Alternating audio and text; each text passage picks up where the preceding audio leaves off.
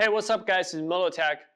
I've been pretty busy in the past week. We got a new house and we're trying to move into the new house. So along with household good, I also have to move in all my mining equipment. So this video, we're gonna talk about the project I'm trying to do for my GPU mining. If you haven't subscribed or liked our videos, hey, just so you know, it's absolutely free. And for every like we receive on our videos, $1 will be donated to UNICEF to help out millions of children around the world. And if you're interested, you can also check out our July donation under our community tab. Without further ado, let's get this started. Right now we're in the basement.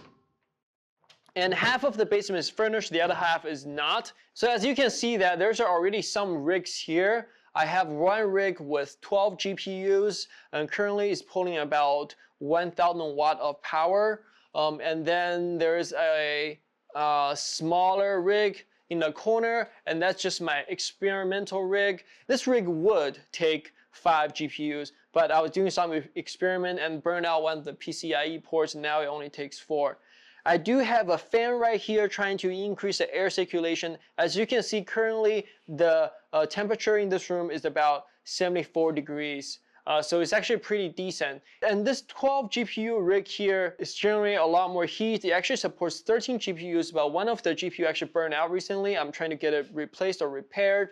Right above one of the rigs is about 79 degrees, and then if you just step one step away from it, it's about 74 degrees. So the goal here is actually trying to expand my GPU mining operation to about 16 or 18 rigs. Each rig will use about 1000 watts, so total about 18 to maybe 20,000 watts. So that being said, the next thing we need to do is I need to add a bunch of 240 volt outlets that supports 30 amps. Currently, this one rig is using a 110 volt and 20 amp outlet, which is not ideal for mining operations. It's good for amateurs, but if you're serious about GPU mining, you absolutely need to get 240 volt, at least 30 amp outlets. Each one of them will have about 6,000 watts of load, so 3 of them will be 18,000 watts. Of course, you don't want to run them fully loaded, right? Originally, I thought it would be an easy upgrade, but then I got an electrician coming here to take a look, and we found some bigger issues.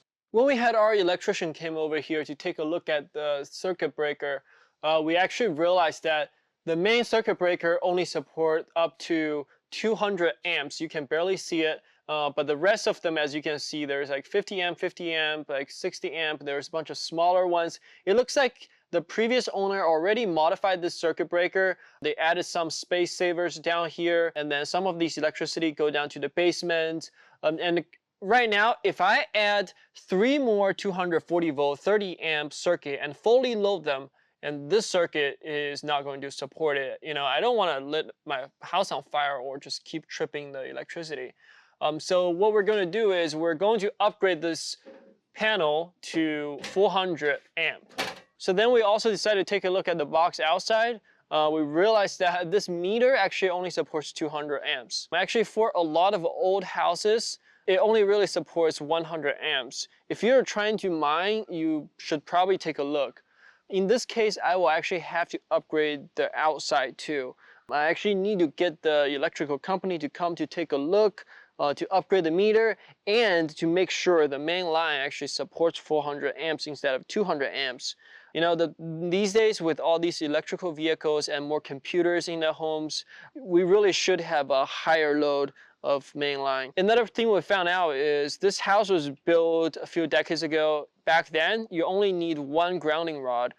So this house currently only has 1. Based on electrical code today, you actually need 2 grounding rods 6 feet apart, at least 6 feet apart, unless you can prove that 1 grounding rod has less than 25 ohms of resistance. In order to support our mining operation and lower the electricity cost, we're actually getting solar panels built on top of the roof. It will be a 12,000 watt solar panel. It should be able to support 6,000 watts of mining operation during the day. The rest of the electricity will be spinning backwards the electrical meter, and at night I'll be able to use the other half of the electricity I saved during the day for a lot cheaper price. So as you know that currently a big challenge we have is GPU supplies. Due to the global chip shortage, it's very difficult for us to get GPUs at decent price. So there's not much we can do. All I have to do is just keep looking for graphic cards or even some used graphic cards and maybe buy some ones from eBay or Craigslist. We'll find out. And then I actually was doing some math. I realized that heating is going to be a big issue, especially now I'm actually getting serious of expanding my mining operations. I did some research. So for semiconductors, 100% of the electricity going to the semiconductor actually turn into heat. And that means for a rig like this, 1,000 watts, it will turn into 1,000 joules per second of heat. All that heat is going to raise the temperature of the air. If I expand it to, let's say, 6 rigs and then expand it to 12 and 18 rigs, there's really going to be a huge amount of heat generated per second in this room. And I did some research. In order to cool down a 6,000 watt system in a regular room, you actually need about 20 BTUs of cooling capability. And let's say if somebody is just mining for hobby, only has 1 or 2 rigs, it's not a big issue. But then if I'm actually trying to run that many rigs, at the current price, if I run 18 rigs, I'll be able to make about $200,000 a year.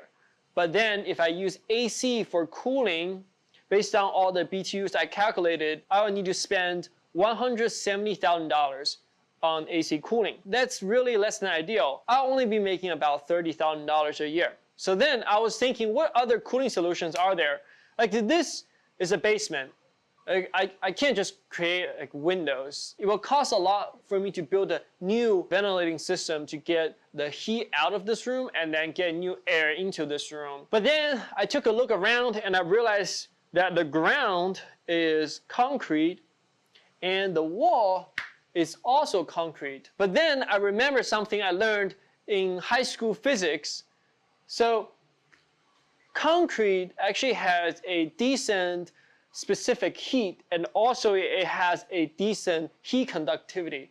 Obviously, comparing to like a metal, which we use for some like cooling systems, and then we suck the heat out and then blow the heat out with another fan. Like concrete is not as good as the metal, but is way better than something like carpet or some thing like wood. As we know, like water is also good for cooling, and we actually have a water cooling system because water has a great specific heat, about 4 times higher than concrete.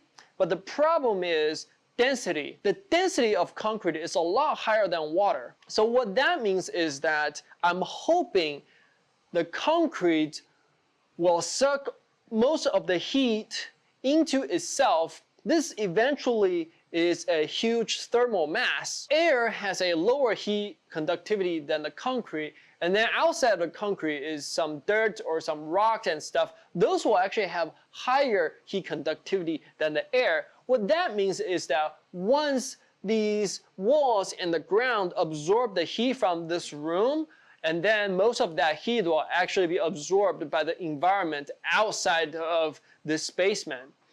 That's what I'm hoping for. So if that's the case, then it will actually lower the cooling requirement for this mining operation by a lot. But without testing it, I can't really tell. Like right now with just 1.5 rig, I can barely feel any difference. And then I thought about a second solution. So the second solution we have here is actually use this garage, turn this into a mining room.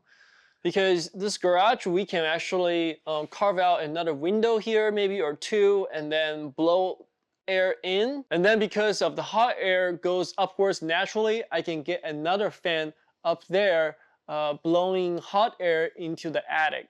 And then the attic will take the air outside. In that case, I won't be able to use this garage for my car. I have to park my car outside.